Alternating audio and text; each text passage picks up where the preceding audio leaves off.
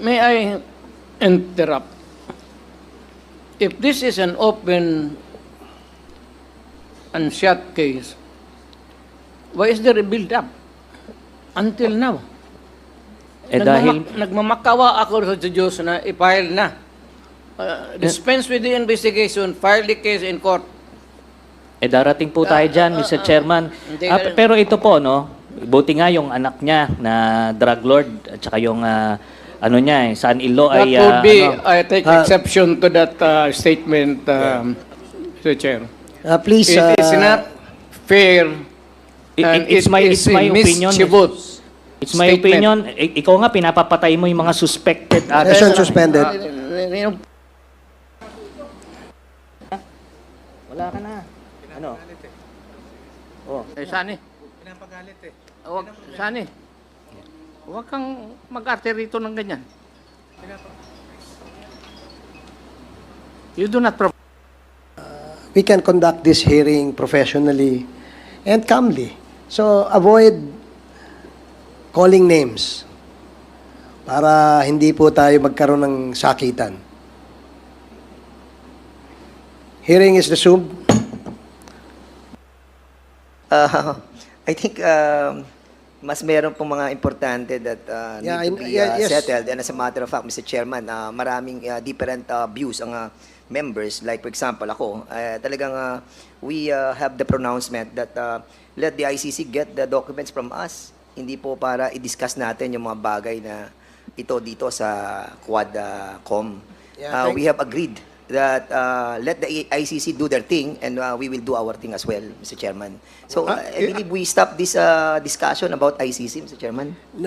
In fairness to Congressman Bongalon, he has the floor. Congressman Fernandez. And 1 minute suspension as requested by the Vice President. Mr. President, if you would like to rest. I'm sorry, I was talking to my daughter. Yes, Mr. President, if you'd like to rest, we can excuse you. No, sir. I am willing to sit here and testify until probably 2 o'clock in the morning. Hindi ako nagbibiro. Kung Sir, gusto ninyo, gabain ninyo ang alas 6. Sila ang magpahinga, hindi ako. Let us have a continuous hearing, maybe 5-10 days.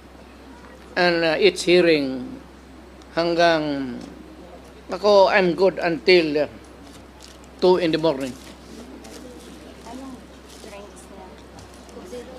I demand that kind of, kasi probinsyano po ako, hindi naman ako mayaman. Every time that I am summoned there, it's a expense. Hotel, pati aeroplano. Ngayon kung magsige tayo dito pa, ganon, mamuluwi ako. I am living on my retirement pay. Wala akong negosyo. Tanungin mo kahit sino sa Davao. Wala akong outside source except my retirement pay.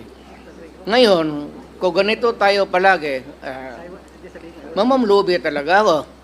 So, mabuti pa, diretso tayo until kingdom come, until this committee will come to a logical and right decision.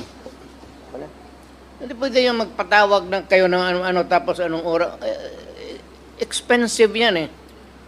Lalo na sa, mabuti kung mayaman kami. And we have to spend for the hotel. Anong Hearing is resumed. Mr. President, inaalala lang po namin ang inyong health. Dahil ito naman po ay hindi pa ho, ito ang una't huling hearing na gagawin natin. And we wanted to make sure na kayo po ay healthy. It would be great for the people to know that I died in your...